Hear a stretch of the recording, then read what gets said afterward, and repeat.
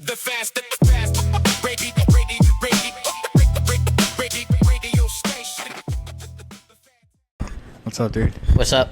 Good to see you, man. Good to see you as always. Thank you for coming, man. No problem. It's an honor. How are you? I'm good, man. Blessed. Big day for you, man. Big day for me. Big day. Tell me about it. Oh, these are omnidirectional microphones. Okay. So what's I've that been mean? told. So that means that you have to speak directly into it. So I got to speak directly into it. All right, cool. I feel like Kanye West now. Yeah. So I used to have like the stands, the swivel and shit. Yeah. And I noticed like people would lean back. You can't hear them. Yeah. So I was like, all right, I'm everybody's going to hold it now. I'm pretty loud, so I mean, I feel like it would carry pretty far. But Fuck yeah. All right, cool. Tell me about your day today with that text that you gave me this morning. I was so fucking excited for you. Oh, dude, it was rad. So I woke up, it was just a normal day, and went to my shop, and something told me check the mail, right? I've been waiting on a couple checks from some contractors, and I checked it, and of course they weren't in there, but there was this weird envelope, and I opened it, and it was like, congratulations, you won an award, and I thought it was like the, what's that, sweepstakes, the Century 21 thing, where they come to your house with the big check? Oh, Publishers Clearinghouse. okay. I thought it was something stupid like that, and I opened it. It was like, you've been selected for Google Award for top-rated painter in your area, blah, blah, blah, blah, blah. And I was like, this has got to be a scam, right? And I'm reading it, and they're quoting my reviews, like, verbatim. And I'm like, wow, dude, this is, like, real. I got all excited. I texted everybody, and everyone's like, wow, dude, that, like, is real. Because I wasn't sure. Nothing like that ever happens to me. Yeah. So. Well, man, it was funny because, like, I've been meaning to leave you a review, and I've been so fucking busy, and I just haven't had time to get to it. And I was thinking about the podcast tonight, and I was like, I gotta leave him his review. I was gonna let you know if you didn't. So I was like on my way to work, and I was at a stoplight, and I was like, this is perfect. This is a long light. So I typed it out, and went to the next light, typed it out, went to the next light, typed it out, and then I sent it, and then you texted me like almost immediately. Yeah. And I was like, dude, this is surreal right yeah, now. I thought that was weird when I texted you. I was like, wow, he just put that review, like, and it's due to Google reviews. So, like, that really works, man. Like, I did a lot of research on it, and the way it works is the more reviews you get, the more it helps you get in the algorithm when people search in your area. Okay. Right? So, like, I'm, like, really on people about it. Like, I send them their final invoice, and I send them the link, like, right away. Okay. So, a lot of painting contractors will do things like, oh, we'll give you $50 off your final bill if you leave us a good one. I think that's cheesy. You know, like, if I get a bad one, it makes me feel human. You know what I mean? Yeah. But I've just never been one for that fake stuff. So It is. So I've left maybe 3 reviews in my whole life on Google, and I leave everybody reviews. I've noticed though this time they told me what you just told me. They like informed me how this helps you. Oh, do they? Yeah, they actually told me. They were Okay. like, this helps them with the search criteria.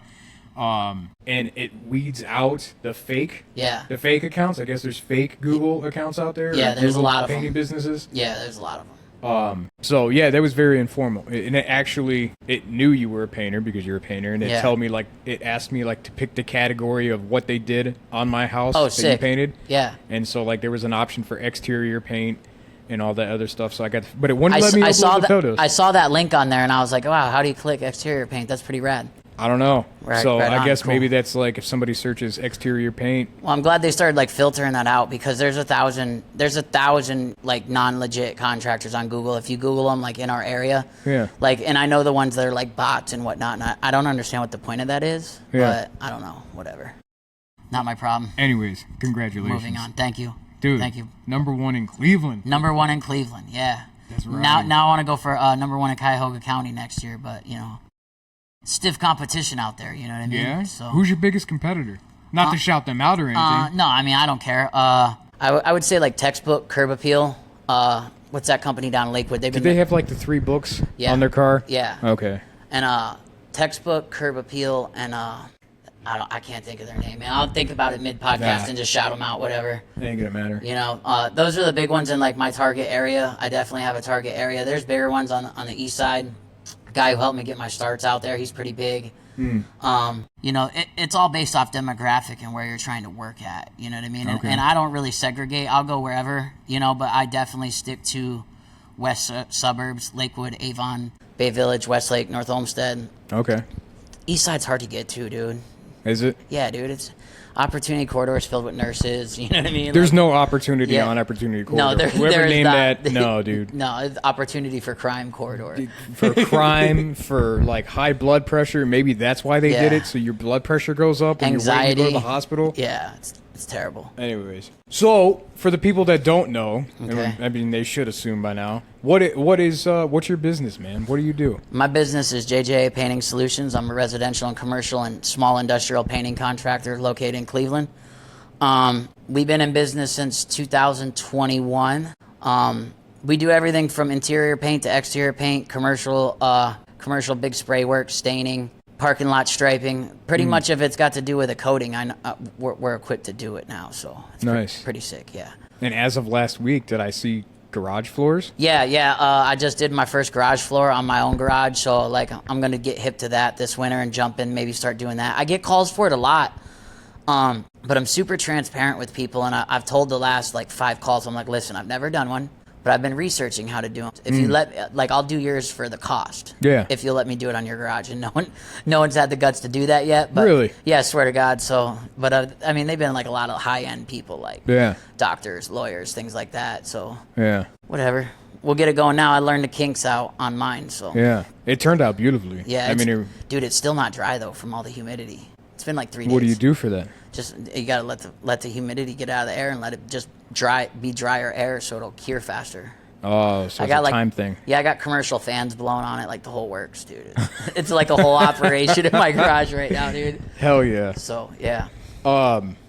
So tell us some information about it. Like, where have you always been an entrepreneur type? So- where did this come from? Yeah, I mean, I guess I always kind of had it in me. So I grew up in Ashtabula, way out east. Like I was just telling you, my family owns a bakery out there. My family's been in the bakery business pretty much since they got off the boat from Greece. So like I always saw that as a kid. I worked there as a kid. But my major inspiration came when I was like 12 or 13, and I met this kid who grew up right down the street, and his dad owned a plumbing company.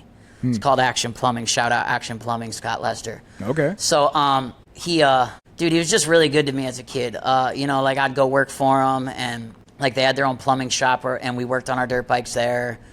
And he always had like logoed vans, and like, dude, he just lived life how he wanted to, and I was like, I want to do that someday. And then my sister has a company up here, Sugar Bomb Confection. She does like gourmet candies and stuff. Okay. So like it's kind of like in the blood. Yeah. So yeah. But my grandpa, I was raised by my grandpa. He wasn't like a big believer in this type of thing. He's like, just get a job, punch a clock, let someone else deal with the stress. Yeah. And I ran with that for a long time, but it just wasn't me, man. It just wasn't who I am. So What was it about, like, when you were a kid, when you, obviously that's a very vivid memory to stick out. Like, you remembered the vans, you remembered all that other stuff. I remember everything about it. What was the appeal to it? Well, I remember this guy, man, Scott. He never missed anything for his family. Like, he was at all his son's dirt bike races, all the school events. He only worked till like 4 o'clock every day. He worked real hard. But, like, man, they went on vacation and they raced dirt bikes, and he was just never worried about money and was always happy. And I was like, dude, that looks like where it's at. But I never thought it was in the cards for a kid like me. You know what I mean? I didn't understand how business worked. I was a hard worker, but I didn't know. I thought you just had to have a whole lot of money up front to make a whole lot of money. And that's not my story at all. So You keep saying a kid like me. What is Yeah. that? What are you referring to? So a like, kid I like mean, me? like, I come from a broken home, Okay. I didn't live with my parents for, God, the better part of my life. I went to live with my grandfather when I was 7. They struggled with drug and alcohol addiction. And I went to live with my grandpa, and my grandpa was everything that a man is. But I was never very smart. Like, I was on an IEP in school. Like, I was in all the special classes. I was the kid that, like, just caused trouble, and the teachers were like, you're never going to make it. You're never going to be nothing. Yeah, You know what yeah. I mean? Like, you're going to work at McDonald's. Like, you're going to be a criminal. And, I mean, they weren't wrong. But as I got older, and, like, we'll talk about this as it comes about, but, like, I saw that you didn't have to have a lot of money to make a lot of money. You just needed to manage it wisely. Okay. Yeah.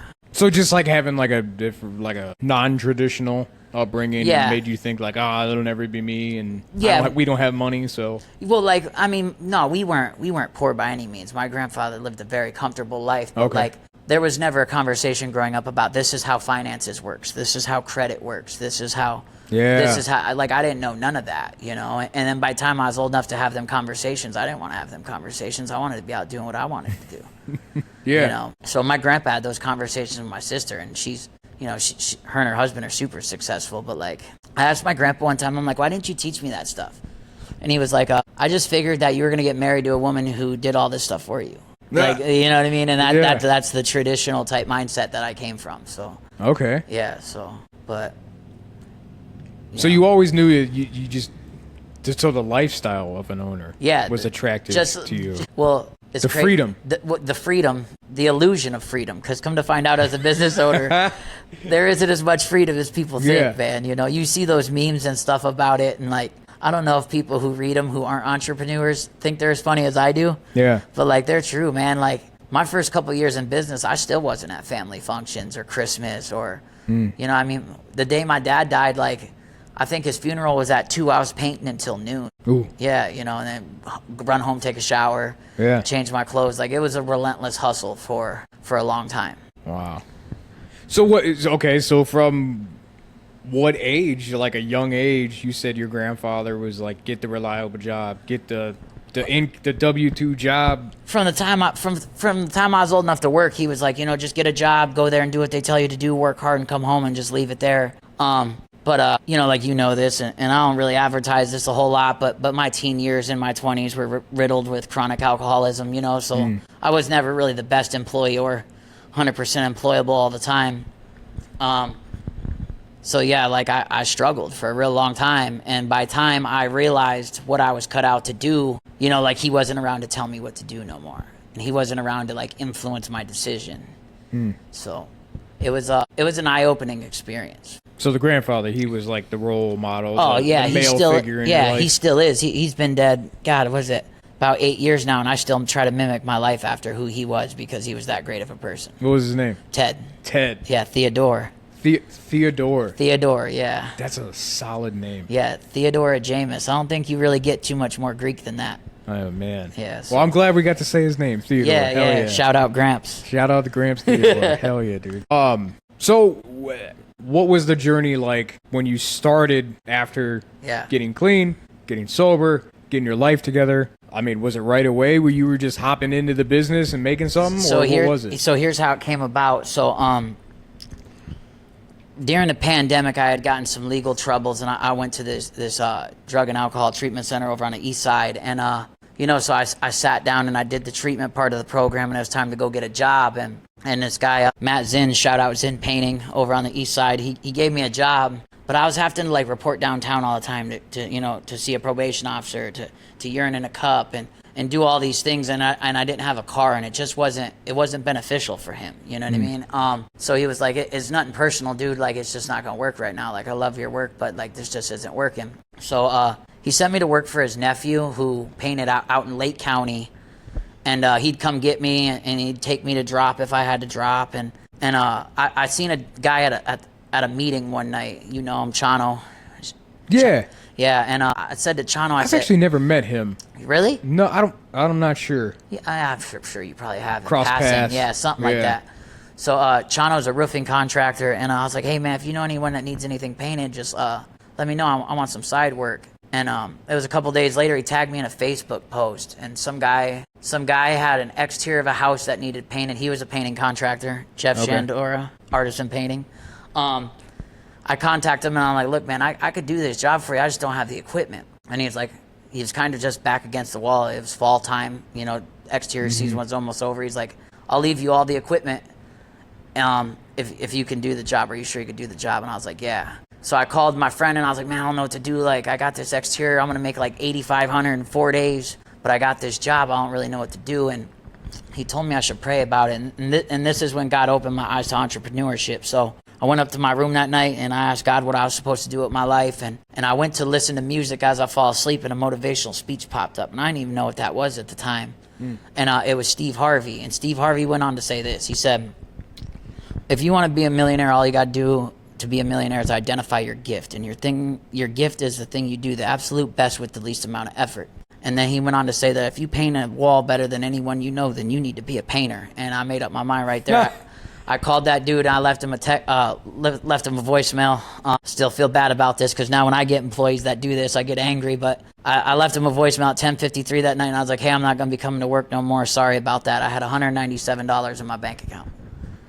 And I went and I did that exterior, and it was rough, dude. It was like the hottest summer of the year. I was all by myself. I was moving a 40-foot ladder. This dude was super picky, but I got it done. And I was like, man, like maybe I could really do this. You know, like I was painting out of a 2007 Chevy HHR station wagon, dude. Hell like, yeah, dude. You know, dude, those things are tough. Yeah, man. And like I still didn't know how business works, but I figured out like I would make that chunk of money, and I could find another crappy painting company to work for. Mm-hmm. And then the leads just started coming one by one, trickle effect, you know. And every time I got a completion check, I just bought more equipment.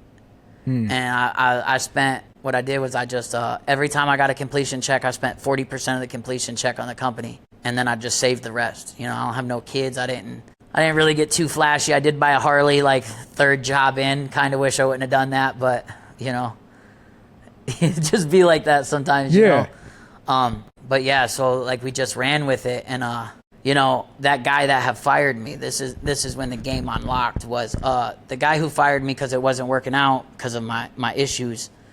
The pastor at Holy Name Church came over, and he's like, what do you think about painting all these historic antique windows around the church? And like, you know, I had to get honest, I wasn't really set up to do something of that caliber. Mm-hmm. You know, I didn't even have a credit card. How am I going to run a lift? Yeah. You know, so I called the dude that I was working for, Matt, and you know, him and the director of that treatment center, they worked out a deal. Matt took over that project, and then he subbed me houses for the rest of the year.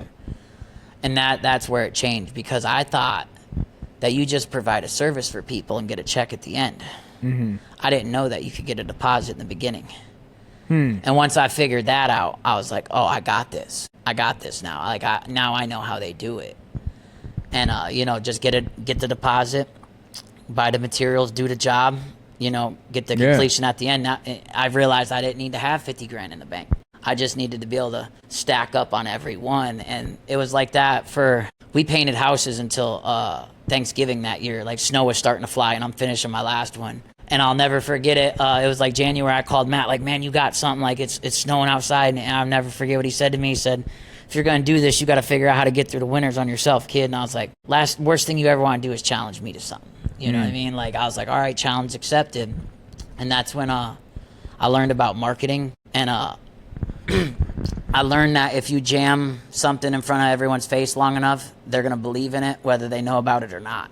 And I just started taking pictures and putting them to cool songs on social media, and kind of like just ramming it down everyone's throat. And a lot of people took that wrong, especially people like we know. Yeah. They thought like I was being egotistical, like, look at me. And if I'm being honest, some of that was that, because I mean, like, I was just getting my life back together, and I was like 38 years old, you know what I mean? Like, yeah. So I was like kind of showing off a little bit, but then I realized that as the calls started coming, and I'm like, well, how'd you hear about us? And they're saying social media, and I was like, I'm on to something now. And I just ran with it, man, and here we are, you know. God, what is that, 5 years? 5 years later? Yeah, just about there, man. Yeah, so they say that small businesses fail. Most small businesses fail within the first year, but the ones that don't fail within the first year, if they don't fail by year 5, then they're around for the long haul. And I like to think that, given the position we're in these days, like, we're in it for the long haul. Pretty excited about it, to be honest with you. I'm excited to see it, man. Yeah. Man, you touched on so many things in that we got to talk about. All the way back to that deciding moment. Yeah. Because that's a very vivid deciding moment, and very profound, it sounded like, because here you are the day of like, I don't know what to do with myself, and you know, I'm gonna go to sleep and put my music on, where like a normal routine. Yeah. And then a speech comes on that you never really listened to speeches before, and then bam, you get that direct, sudden answer, like within the words that you're listening to. Yeah, yeah. Like I went, as soon as I heard that, I knew that there was something divine that had a message for me. Yeah. You know, and I always knew that I wasn't. Don't get me wrong, like, I loved painting. You know what I mean? Yeah. I still love painting. I miss it sometimes. But at that moment, I was at a real crossroads in my life. And when I heard something that that direct after I had just prayed for it, I knew where the road was. You know. Was it like a piece of something, or was it? It was an excitement. Ooh. It was an excitement, and I was like, because there was a lot of years, man, I was lost. You know, like Yep. lost mentally, spiritually, physically. You know what I mean? And like there was a moment where I was like, I know what I'm supposed to do now, and it was. I remember I was excited about life. Like I was on fire for like a year or two, and then the stresses of business started to catch up, and it snapped me back to reality real quick, you know? This is fun, but no, wait, you're an owner, so here's the realistic part of it. Yeah. Hey, surprise, some guy just spilled 5 gallons of paint on a $50,000 roof. That didn't actually happen, but I'm just saying, like, you know what I mean? That It could. Well, yeah, when those types of situations, hey, the van just broke down.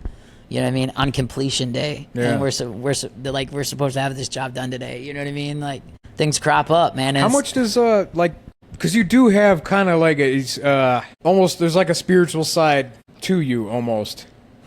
Never heard that described with. Well, me the reason before. why I say that Yeah. because when you speak with confidence and like directness and like sure of self almost. Yeah. Right. And so what I've noticed is like it just seems like there's something there that like you just have faith.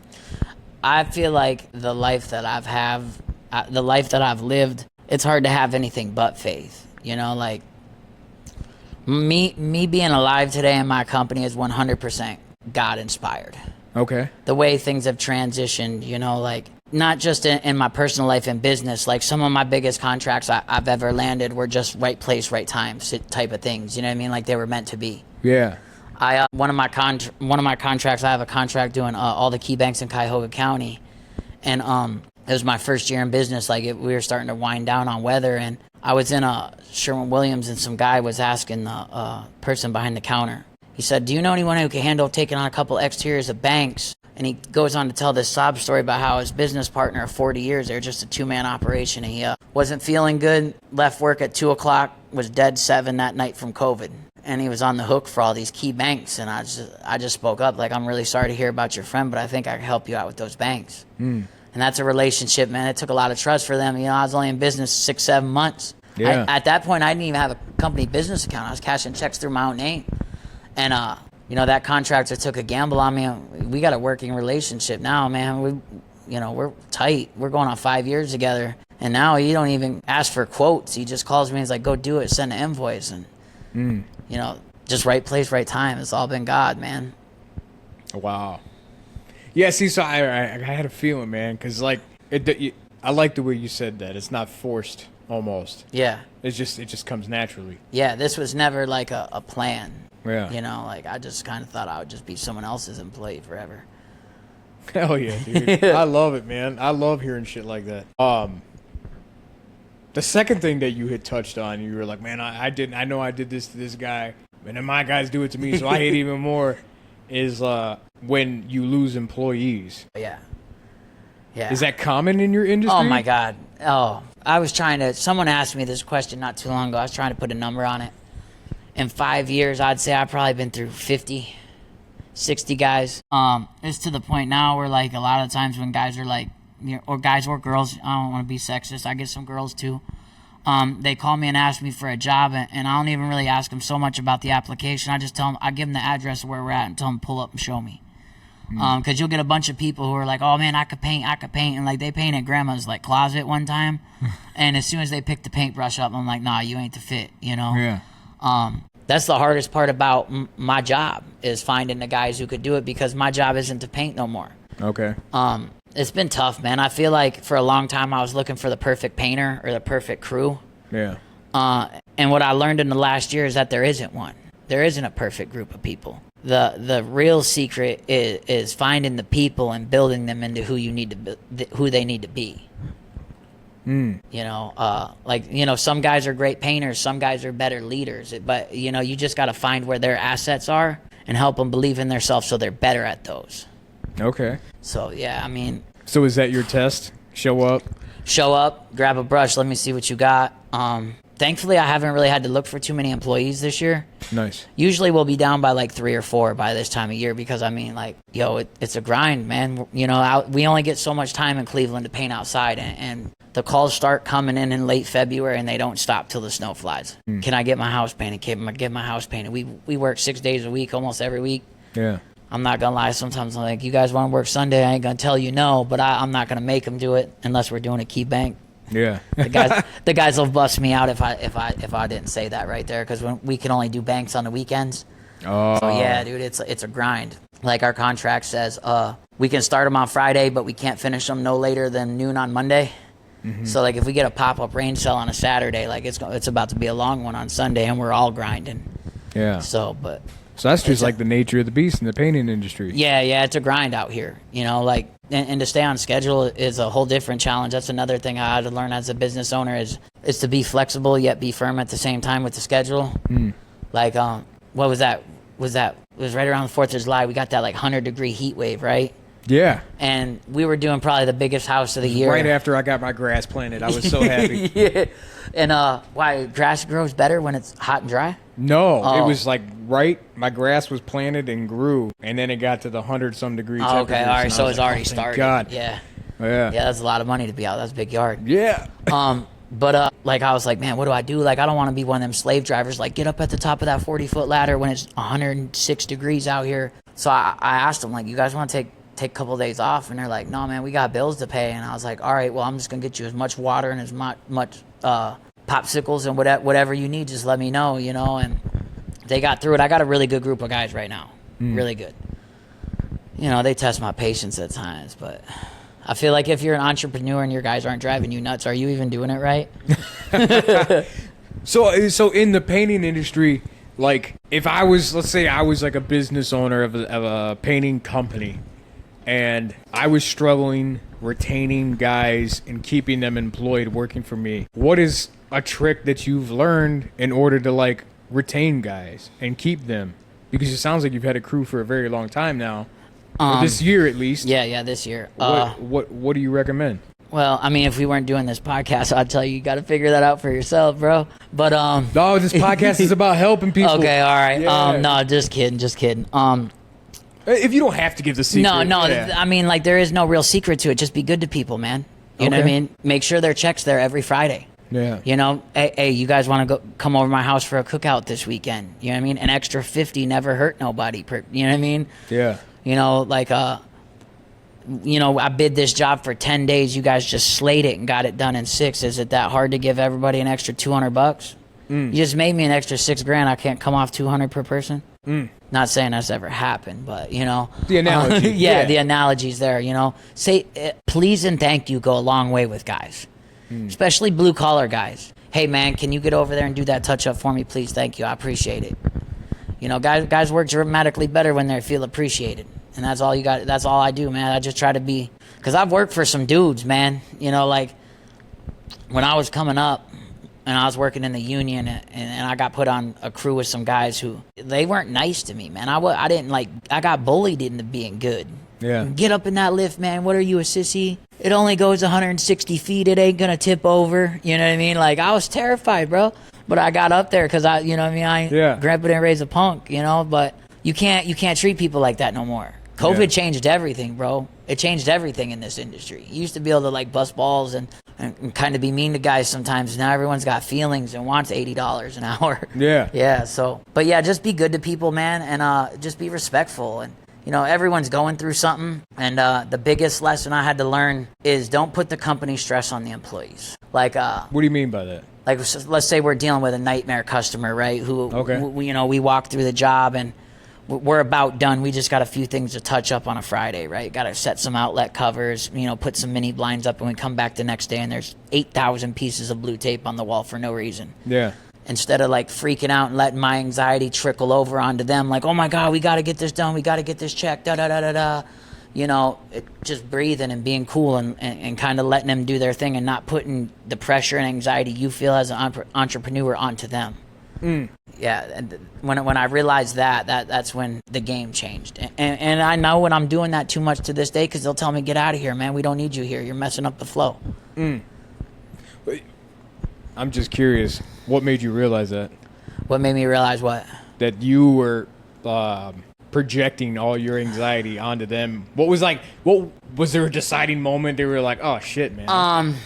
I'm really putting a lot of pressure on these guys. So this contractor, I know Paul. We'll have talks about it, and he'll admit that he falls short in that area sometimes. Yeah. And I realized that when he was confessing his problem about how he struggles with it, I realized that I did too.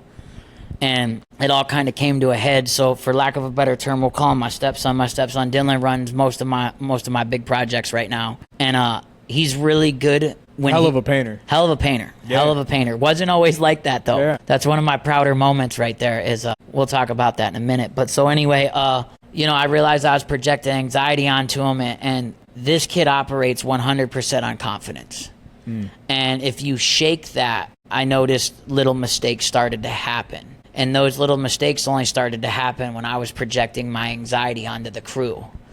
And I was like, well, if I just get out of here and watch from a distance, I'll come back in a couple hours. And when I started to do that, I'm like, man, me and the customer walked it together and they couldn't point out anything. Those are good walkthroughs to have, when you just walk through and they're in love with it and you ain't got to fix nothing. Yeah. And that's when I was like, all right, man, it was kind of heart-wrenching to realize that I kind of wasn't welcome on the job site no more, because I'm still blue-collar to my core, man. I still want to be out there busting jokes, eating McDonald's, talking crap to each other. You're boss man now. You can't be here. Yeah, and they are 100% more productive when I'm not around.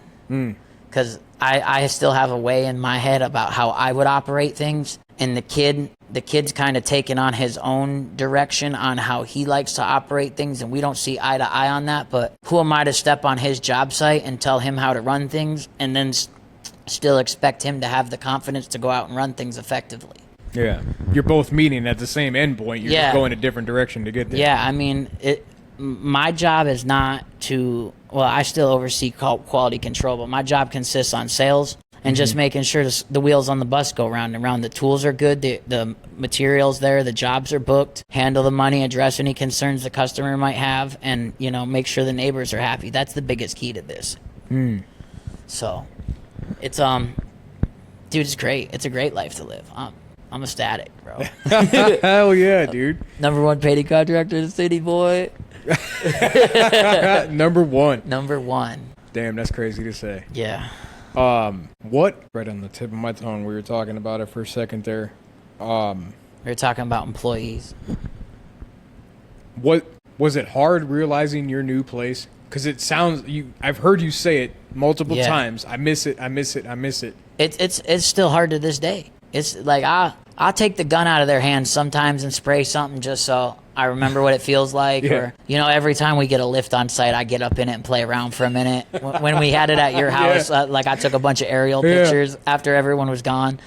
I miss it. I don't miss the days when it's 97 degrees and 88% humidity and you can't breathe or nothing like that. But I really fell in love with this trade, and to realize, one, that I'm not the best painter in my company anymore, and that my job wasn't really to be out there with the men so much anymore. Like, it's still tough sometimes. Yeah. But, I learned this early on. Well, not early on. It was a tough lesson. I fought it for a long time, but I can't be the best painter, the crew leader, the mechanic, the sales guy, the CPA, the marketing guy, the sales guy. I can't be all of them. Yeah. And if I wanted to scale, then I needed to pick a few of those and eliminate them. And I mean, God, it's been 3 years since I picked up a paintbrush for more than 8 hours. You know what I mean? And it's fun. Don't get me wrong. But every year we grow. So year one, we were running one crew. So I could kind of just year one of stepping off the job site. You could catch me Thursday afternoon, ripping down 480 on my Harley. You know what I mean? But then last year we got busy and, I was only able to do that a couple times. And this year, I mean, dude, I don't even remember taking a day off. It feels like I maybe got 1,000 miles on my bike all year because by the time I come home, I'm so tired of dealing with people and answering questions and giving guys guidance and answering just phone calls that I'm just like, oh man, just leave me alone. So if the question is I miss it? Yeah, I miss it dramatically. Yeah. Yeah. So it's fun though. It's fun on this end because it's something I don't know and I get to learn. Yeah. Continuing to grow. Yeah, but it's uncomfortable. I'm uncomfortable as crap right now, dude. But stop! Come on, man. We just shooting shit. No, I know, I get it, but learning this end. I mean, learning who's a good CPA and what's a good fit for you, and how to, I mean, I'm not even a techie, dude. Like, learning how to operate my own QuickBooks, and Yeah. like learning all that. Like, it's exciting. It's a lot, but it's real fun. And the best part of it all is to see something that you always knew you wanted but didn't know how to start to develop. Yeah. People, I get pictures of my van. It's taken on like this own like little Cleveland trend, I think. Yeah. Like, random people see my Browns van and they just like to text me pictures of myself in traffic. I've seen that, man. Yeah, I've definitely seen that. You know man. what I mean? And like, I don't know, like, I just kind of feel like, I mean, this is just so out of reach in my own head, but like, sometimes I feel like my own little local celebrity when people send me pictures of my own van. One time this lady sent me a video of me singing Taylor Swift in traffic, and I was just like so humiliated, but I just thought it was so funny. She had it on TikTok. Promo video. Yeah, dude, it wasn't very flattering, put it that way. Like, Stop. What's been the biggest challenge of being a business owner what is a challenge that you did not see coming? That you've had to like learn and grow in, like what area? Because like you said, there's so many. Yeah, dude. but like you said in the beginning, and I can attest to it, is that there's a facade about short reels and clips. So be your own business owner, set your own hours, have the freedom, all this passive income and money. Yeah, it's not like they that. don't tell you that other shit. Yeah. What is it? So I thought when I started a business that I was gonna be rich overnight. Because like, you get to doing this for a minute, you start cashing some good sized checks, right? And I thought that went all towards me. You know what I mean?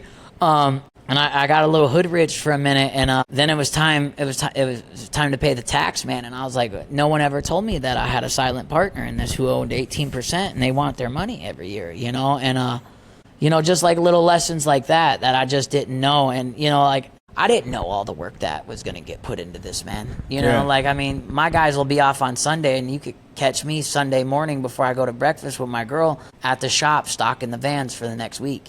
I mean, it's a relentless hustle, but I mean, would I change it for the world? No. But that's probably been one of my biggest challenges. My second biggest challenge would be learning how to, and it's still a struggle, learning how to be this guy and learning how to be a family member.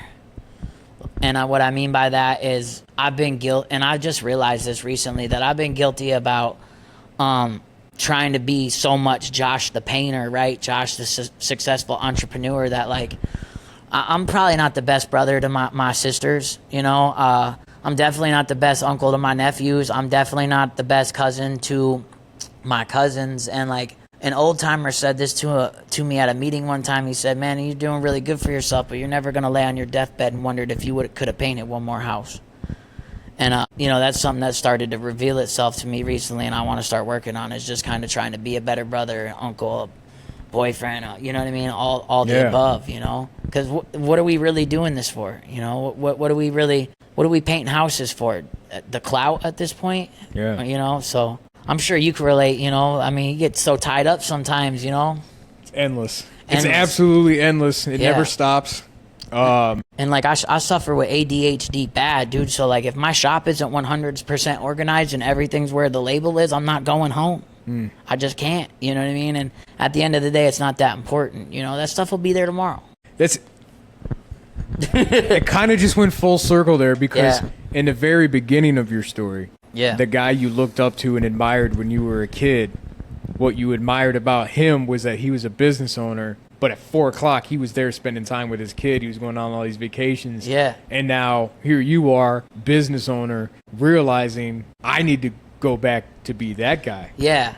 I guess you just helped me realize that. Like, the longer I keep my life together and I stay sober and I follow what God wants me to do, the more things that are revealed to me. And one of them is like, I was just thinking this last night, right? Now I was thinking about making a Facebook post, but like, sometimes I don't like to.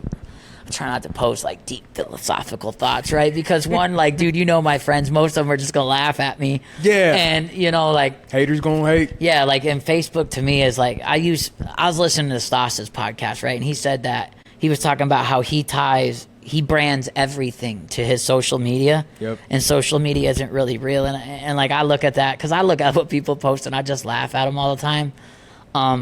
I am on social media at this point strictly 100% for business. If it wasn't for my business, I wouldn't be on social media because I get caught up in what people think and feel sometimes, and I have troubles keeping my opinions in. But what I realized is that a paintbrush gave me everything I ever wanted out of life. It gave me a sense of purpose. It gave me whatever financial freedom really is. Like, I'm not rich, but like, I'm okay. It gave me attention. It gave me, you know, it gave me some clout. It gave me, you know, it gave me some recognition today, you know, only to come to find out that I don't need any of them things to be okay. Some recognition, dude. You know how many people live in Cleveland and you're number one? Yeah. It's like 1.2 million people. Yeah, you know, I mean, yeah, that's super exciting. But don't quote me on that, but I'm pretty sure it's around there. I toe the line sometimes between arrogance and cockiness, so I'm going to try and stay on this side of it. But, yeah, we all right. You know what I mean? Like, we're all right, you know, but, you know, the minute life has a way of humbling you, and I know if I start to toe the other side of that line of cockiness, man, that something's going to happen and smack me down. And we're having way too good of a year to jeopardize the karma game. So we're just going to stay over here. Yeah. But it's good, man. It's good. I wouldn't trade this for nothing. Man, you do have a very hard business being a painter, because like, and I'm probably just saying this because I suck at painting. Like, every time I try to paint, like when we were talking about like, oh, I'm gonna paint the basement over the weekend. I knew you wasn't gonna paint that basement. I was thinking about it for like days. I was like, there's no way I'm painting my own basement. I'm not doing that. Like, I suck at it. Yeah. There's gonna be paint all over the floor. I'm gonna leave paint marks. I'm gonna be texting Josh like, how do I get this off my floor? Right. And I was just like, I realized like it's not for me. I got to get you guys in there and take care of it. It goes one or two ways, man. Either you love painting and you find something. What is it that you love so much about painting? Because I have the opposite feeling of it. So what it is for me is I like to move constantly. Okay. But jumping back a whole bunch of years, I took this test in high school one time because they knew I wasn't the college type. Yeah. And it was like, what type of trade should you find yourself in? And I took this big, long test, and it said I should be a painter because I like instant gratification. And I think there's something to that because, man, I love when something looks like crap and we get it looking good. Like, I love before and afters. Like, I live for that, you know? And so what I like about it is it fits right into my ADD well. I'm high strung. I'm constantly moving. Painting is super competitive, believe it or not. Like, every painter thinks they're better than the next guy. And I was pretty quick at it, and I really like when a customer just falls in love with their own home again. I think there's a company locally that uses that as their catchphrase. I think it's Calvetta Brothers Floor Show, but it's so true. Like, I love when people help us fall in love with your. Yeah, I want to make you fall in love with your home again. Yeah. But that's so true when you, like, I mean, we've done jobs for, the one that stands out the most is we did a job in Lakewood. The daughter is a Sherwin-Williams employee, and for the husband and wife's 50th wedding anniversary, he got the house painted for his wife because he had been promising her for 22 years that he was going to paint the house. And they had this like super dramatic historic home feel paint job they had in mind, and we went there and we knocked it out, and they cried together. And she was just like, oh my God, I hated this house for so many years, but I love it. And I made a whole like reel about it. Like I one of the pictures in the reel was like them standing in front of the JJA Painting Solutions sign in the front yard of the house, kissing, and I put their wedding song all them years ago to the music on the reel. And you know, like them people, they in their retirement they work at Progressive Field, and every time I go to a game they find me.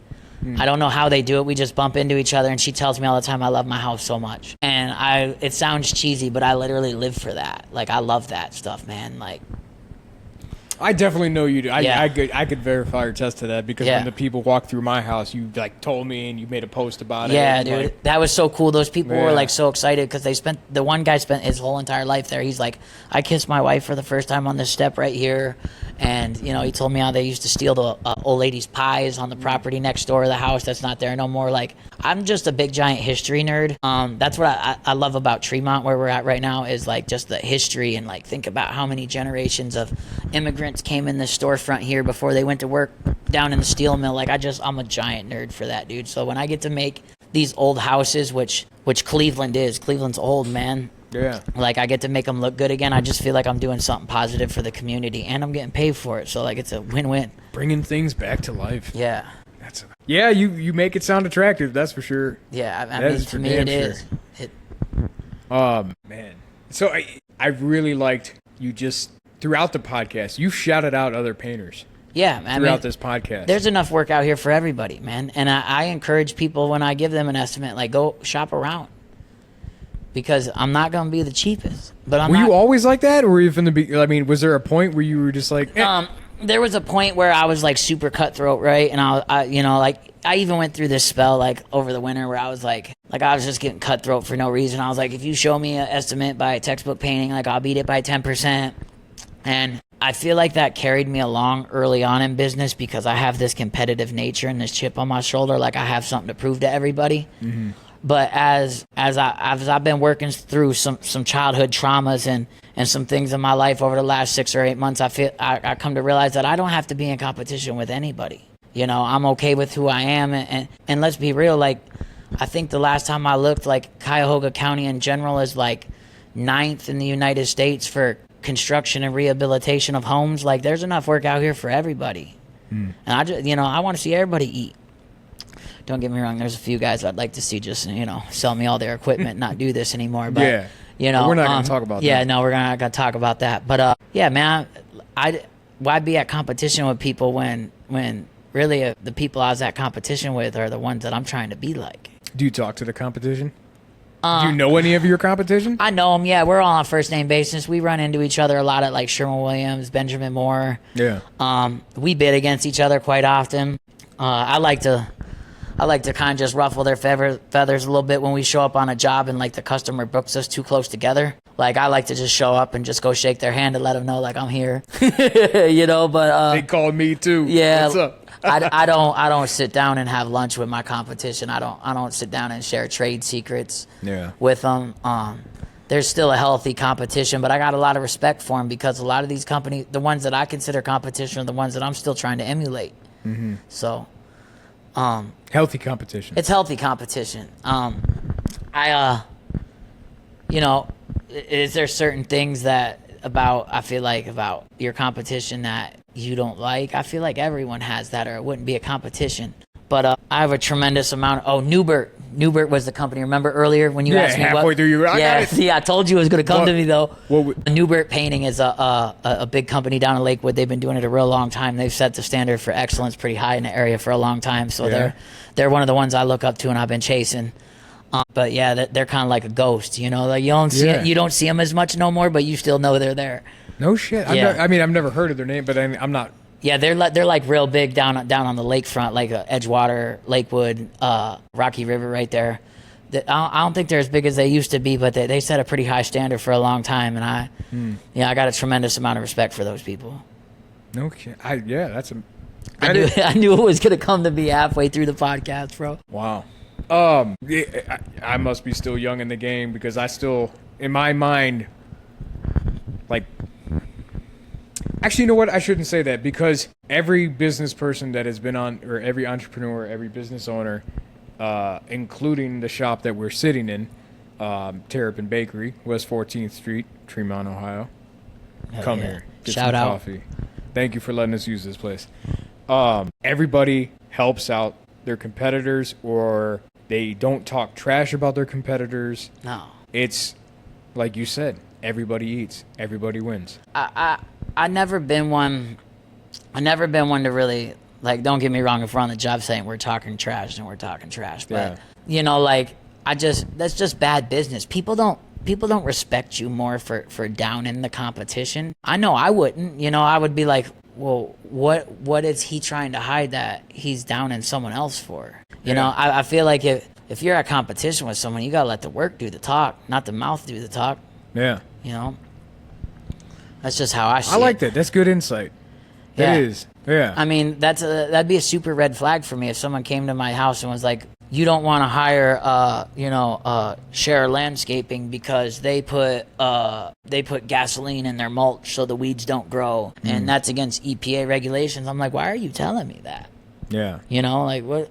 You're that desperate for the work, and if you're that desperate for the work, why? Those are things I think about. So, talking about setting the bar high. Okay. Where do you want to take JJA? Oh man, so I don't really know. You know, this is a question I get asked a lot, and I try really hard these days to live in the moment and look at what I got going on right now. I just never envisioned it even getting this far, so it's hard to think about it getting any better. You know, I've had a couple people over the last couple years make offers to be business partners with me and really try and ramp this thing up and take it to the next level. And, you know, a lot of the time the offers sound really good, but I don't know if I can fathom the fact of having someone else have a say-so in something that I've built and dreamed about and lost sleep over and cried about for a long, long time. I just don't know. There's been one thing that's been talked about recently that sounds kind of appealing, but I'm going to put it up in the universe to God and to the universe and see what it thinks. Sounds pretty appealing, but I don't know, man. So it's kind of weird. I don't have any kids. I spent, wasted some time, but I don't have any kids. The girl I'm with now has a kid, and he runs everything for me, and I think it would be cool if, like, maybe when I got too old to do this, if maybe like him and my two nephews split this or something. I don't really know. That I'm just talking out the side of my neck right now because I'm not sure.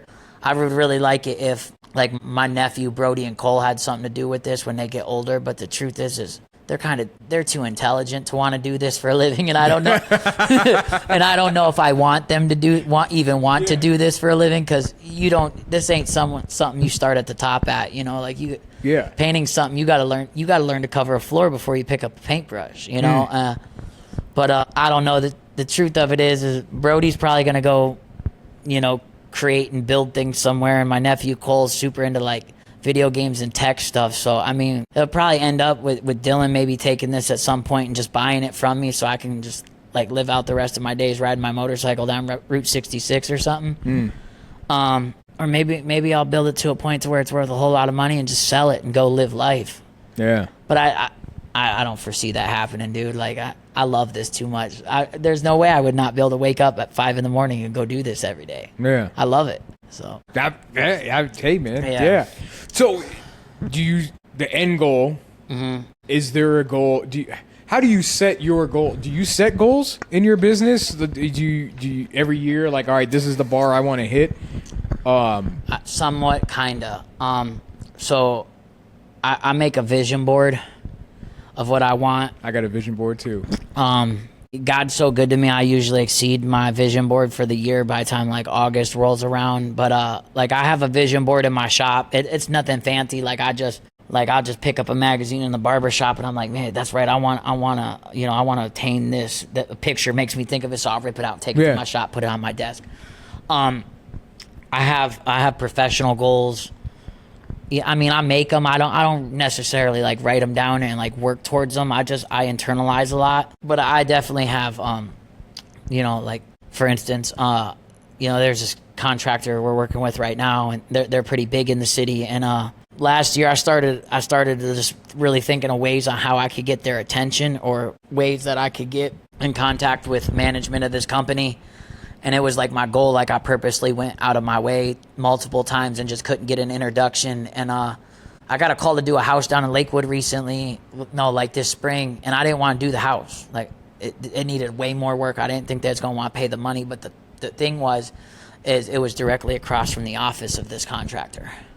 So I just kind of looked like big picture, and I was like, I did it. The company made money, but not like a lot. But I ended up drawing the attention of that contractor, and they called me, and we're actively working together now. Like, so that's the type of vision board. Congratulations, man. Yeah, like there's a lot of times where I've learned like you gotta give to get, and you know, my sponsor calls it Godonomics. You gotta give a lot to get a lot, and you know, so then people got to steal on the project they wanted, but my end game was higher than what I was going to make on that job, and it actually worked in my favor. There's been some times where I've shot my shot like that, and I've taken the L, but the goals I set are super super high though, and I don't know if that's healthy because I let myself down a lot, but I really just shoot for the stars, dude, and just send it for the year and see what we come up with. And you know, I think the math broke out to like last year at the end of 2024, the company grew like 76%,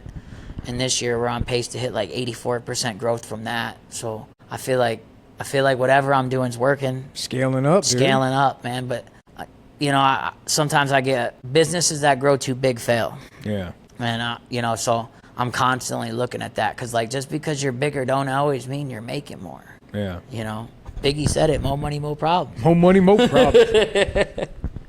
Wow. Man, that's awesome to hear all the success you guys are having right now, man. Yeah, it's exciting, man. I mean, like I wake up jazzed about life, you know. My next endeavor, well, there's two goals that I have for next year. I really want to get into this like parking lot striping thing like heavy, man. You know, think about how many parking lot spaces are in Cuyahoga County. It's a lot of parking spaces. Yeah, someone's got to paint those when they get faded, you know. And I had this dream about 7 years ago before I even started the company. I was like, dude, someone's got to paint all that. And like they make machines for that, so it's not like you need a whole crew, you know what I mean? Yeah. And so I've been working on like trying to like tiptoe my way into that game, but every time I think I'm set up to do that, like the company grows and I'm like, I don't have no time to put attention into that. And my next one is I want to start playing real estate, man. I want to start playing Monopoly with you guys, you know? Oh, yeah. It looks so fun. Come on over, man. It looks so fun, man. Like, of course, but it looks fun from this side. You know, I don't see the late night, you know, sweats or the deep conversations with the wives about, man, are we going to pull this off? But I'm telling you from the outside. It's the exact same thing. I know it is. And from the outside in, it just looks so exciting, dude. I want in. It is. It's very exciting, and I think it would definitely benefit you, especially since you're the historic. You like historic things and bringing things back to life. You would love it. Yeah, so much. The relics that you guys might find in those houses alone, dude.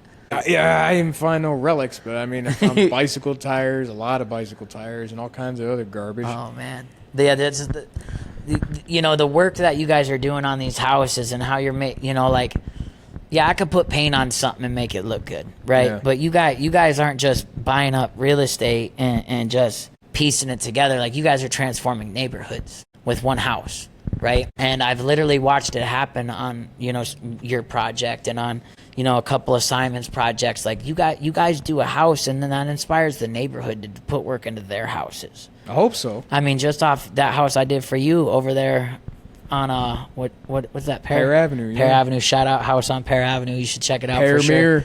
Yeah. Pear Mirror. I mean, dude, I've had 3 calls from the sign out front there. People, you know, are like, man, you know, these houses, that $800,000 house on the next street over, and then yours. And people, I've heard 2 times, like, we got to make our neighborhood look better. You know, that those houses make our houses look crappy now. Yeah. You know, I want to be a part of that. Dude, come on over, man. I'm talking about it. I'm talking about it. You know the right people, man. Yeah, I mean, I feel like I might be able to be pretty successful with the barter system on that. Like, hey, I could knock some price off of this paint job if you can go handle this electricity, you know? Yeah. You know, I've met a lot of people in the trades, and I'd like to think I made a lot of friends in this, but I don't know, man. You know, there's a lot of money to be made in real estate, but there's a lot to lose, too, and I just don't lose well. I think you just start small. Yeah. Like, it doesn't have to be like a big extravagant. Oh yeah, I don't think I could do that. I'd probably do like a West Park bungalow or something, like off top, just get my feet wet. Yeah. But then I'd fall in love with something and not want to sell it, I think, dude. I'm like that. Rent it out, dude. Keep it. Rent it. Yeah. Yeah, the goal is, though, barn dominium. I want to do barn dominium on some property. Goal too. Yeah, man. Yep. I just want to be able to, like, rev Harleys and my neighbors not get mad and, like, ride dirt bikes. And I like big fires. Like, you know, I come from Ashtabula, so like I'm not super country because like I grew up in the city part, like the historic harbor part, but I'm definitely used to not hearing sirens. Well, was used to not hearing sirens. I'm a Clevelander now. I've been here 13 years. I feel like I earned my stripes. I don't know. When did you move here? March 29th, 2013.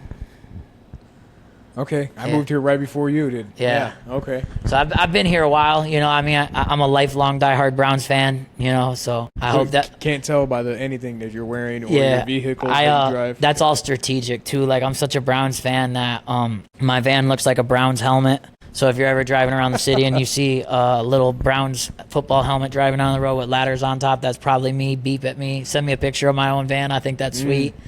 You start a spot the Josh. Yeah, spot the Josh. I could never go back to my old life, man. They would find me everywhere, bro. I mean, it's a pretty bright vehicle. Yeah, you can't miss I mean, I bet you I get 3 text messages a day, but that's been one of those things that's just been marketing gold, you know?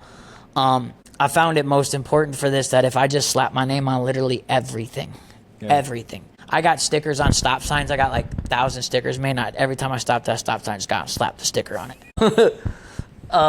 My girlfriend will do real estate content, and I'll like slide my van in the background, and she don't know that I'm just doing product placement. Undercover marketing. Yeah, dude. Like I mean, it's everywhere, man. The dog has a JJA Painting Solutions shirt. You know what I mean? I'm about to be a pawpaw, I guess. You know what I mean? And we're about to put a little JJA Painting Solutions onesie on him, man. You know? Congratulations. Yeah, man. I mean, I think it's gonna be cool because like.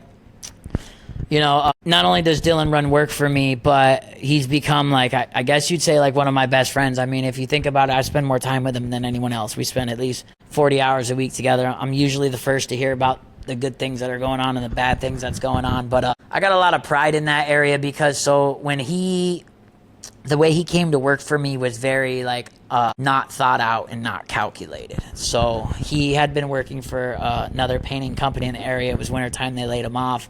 And I told his mom, I was like, I'm going to give him a job. And she's like, I don't think you should do that. And I was like, well, why? And she's like, well, we got something good going on right now. And like, if he messes up at work and I hear about it, like it might cause some friction and whatever. And so I kind of just brought him on and I kind of treated him like a grunt at first. I was like, you got to cover these floors. You got to caulk this trim. And he would do it, but it made him mad, right? Like he didn't want to do that. No one does, dude. Yeah. I'm for dang not cucking nothing. But anyway, so he did it, and we started going through guys pretty quick. Yeah. And I was put into a position where I needed him to be number one, you know, and it took a lot of trust and a lot of micromanaging and a lot of answering phone calls to get him through situations. But he has truly become a godsend to JJA. He's as much a JJA as I am.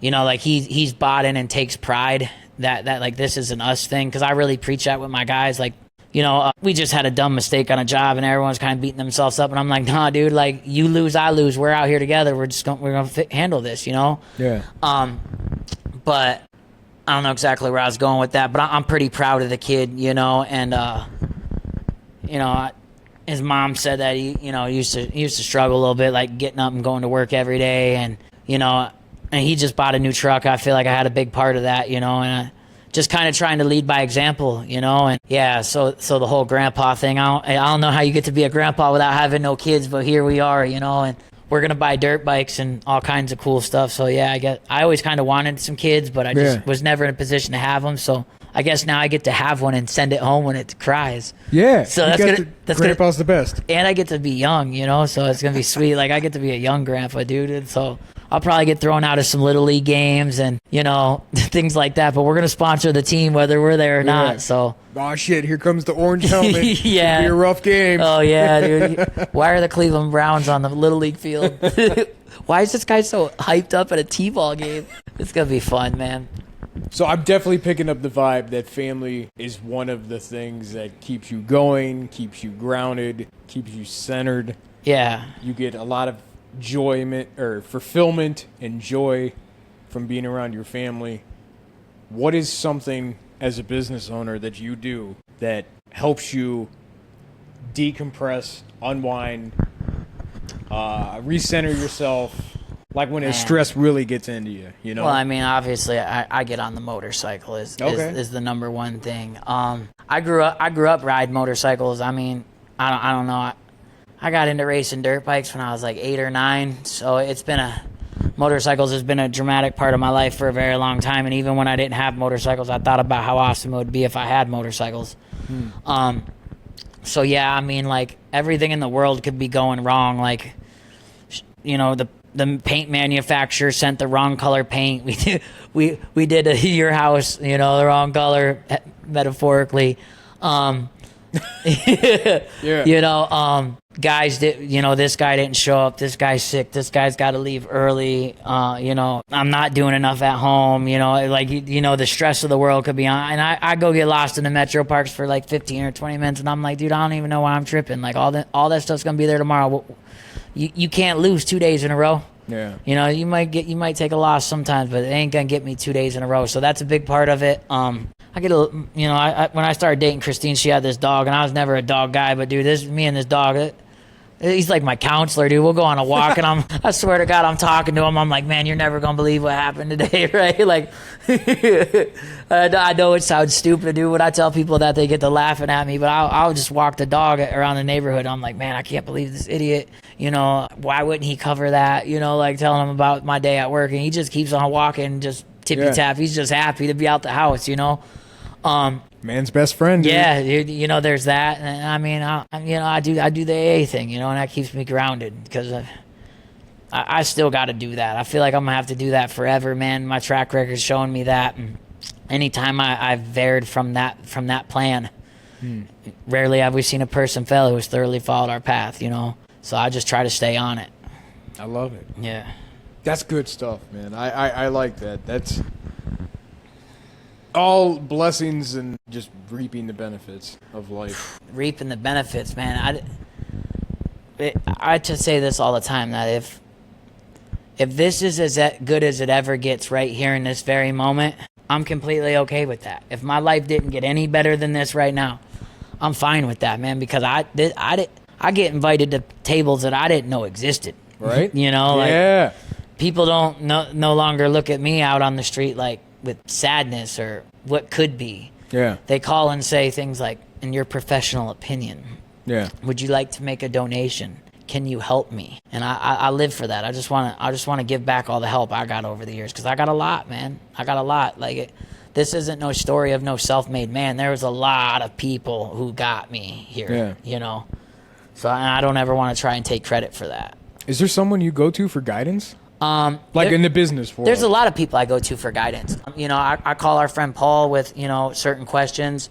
I go to Chris McGonnell, a.k.a. Bone. Shout out Pro Painting Services, number 2 on the list. Oh, shit. Yeah, number 2. Number 1 and number 2 fighting. Yeah, huh? no, we're in fighting. I got a lot of respect for him. I know you texted him today when you saw I that. definitely sent him a picture of it. What did he say? He was like, oh, man. He's like, I got the letter yesterday that I was number 2. I was wondering who was number 1. He's like, but if I was going to be number 2 to anyone, I'm glad it's you. And I was like, oh, man. That's awesome. Now I feel bad for sending you that. He hit you with the humility. Yeah. Oh, man. My sponsor is I go to him for a lot of things. He's a man of God, number 1. He's a great husband and a father. And you know, also he's got a master's in business and a minor in finance, I believe it is. Okay. So I go to him with a lot of things, and you know, we can only have conversations for about 10 or 15 minutes because he's so smart that he loses me after about that long. But those 10 or 15 minutes are super inspirational.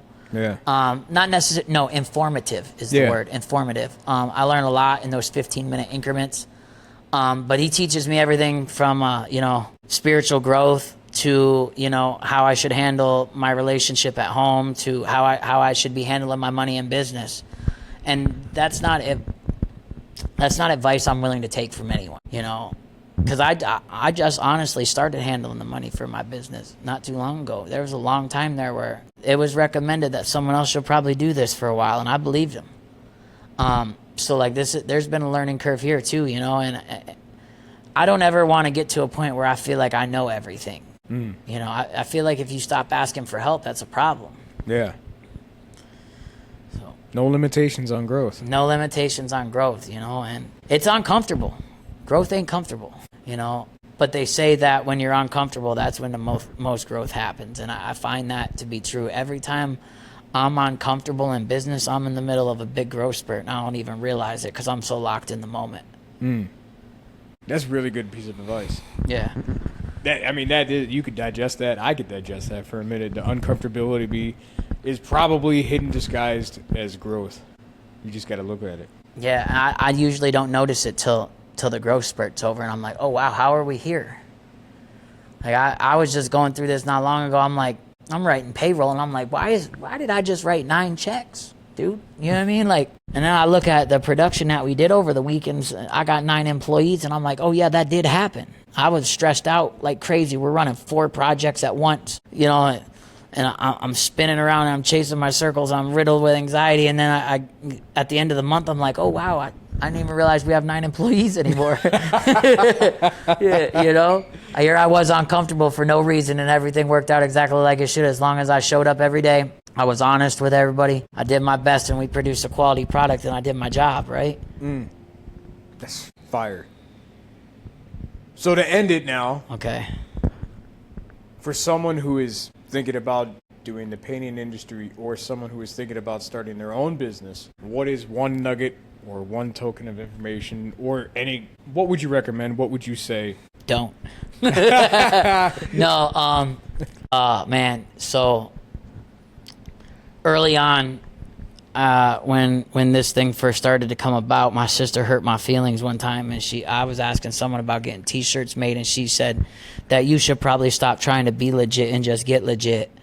And I realized that you can't do this for the show. And the number one thing was crossing your T's and dotting your I's. In every sense of the word. That means if you're gonna jump into business, you need to do it the right way, and you need to file the paperwork with the Secretary of State. You need to get your company bank account. You need to get insurance. You need to get bonded. You need to get, you know, your licensing and get all those things. Don't just jump into this and try and chase the money right away. There's things in place for a reason. And the second piece of information is going to actually kind of butt heads with that statement, and that was someone taught me that if you want to charge top dollar, then you got to look it. And presentation really is everything, and it's important. And not only when you show up not looking professional, not only are you doing a disservice to you and your business, you're doing a disservice to everyone else who works in that trade. And that appearance matters because being in the construction industry, certain people look at us as just, you know, that's just a gorilla with a hammer. You know what I mean? That's just an alcoholic with a paintbrush. You know, and when I show up looking like that, I'm giving them more reason to believe that. And painting's one of those trades already that people discredit. I hear all the time when I'm doing an estimate, I could do it myself, I just don't have the time. Man, that drives me nuts. But yeah, if you're gonna do this, just do it for real. Jump all in. Don't let no one tell you that you can't do it. There is no plan B. You are plan B. And yeah, don't plan on taking a day off. That's all I got. I will attest before we end. Okay. I will definitely attest to yours' professionalism, because I was out of town when you were painting my house, and the videos you were sending me, everybody was in uniform. Yeah. Everybody. It almost looked like a well-conducted orchestra. Like everybody had their spot. Everybody was doing their thing. Everybody looked the same. It looked very professional. The sign was out in the front, and everybody. I mean, I'm pretty sure like people had their shirts tucked in and all that, like looking like a professional trade. It really matters, man. Yeah. You know, like it matters. Like who wants to trust somebody coming in their house or their pants sagging and, you know, like just some random shirt on that probably says something inappropriate, you know. Yep.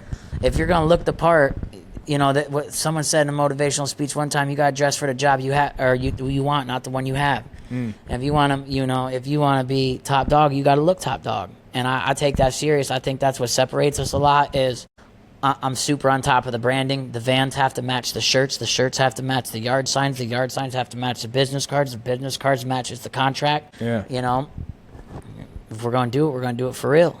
There's no plan B. It's working, man. Yeah, it's working for you. I'm telling you. So far, so good, but who knows, man? You know, hopefully we don't experience another 2008. That's all I can say, you know. No way, But, dude. Yeah, you know, life's good, man. I love Cleveland. I love what I do. I love the life that I have today. I love being on this podcast right now. We love having you. You know, nobody's ever gonna love your business the way you love your business. You know, and I've never really got to tell the story beginning to end before. So it's like when I got the chance, I was like, oh, I'm jumping on this. You know? I'm glad it worked out. Like that was another thing. It just kind of fell into place. We're like, all right, well, here you go. Yeah, and I didn't have to drive all the way out to your neck of the woods. Yeah, you know what I mean? One of these days, I'll get a well-established studio somewhere. Yeah, well, this is good enough right now. This is perfect right now. I mean, beautiful walls. I mean, you can't beat, you know, #1 rated painting contractor and right in historic Tremont right here. Nope. You know what I mean?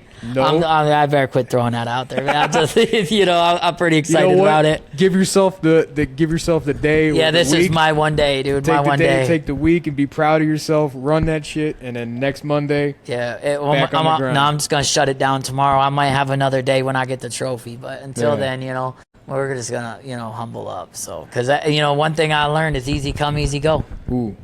You know, so. That's the truth. Well, Josh, thank you very much for coming. Thanks for having me on. I appreciate Giving me it. your time. I appreciate it. Yeah, no problem. Thanks for having me on. Congrats again, brother. Yep.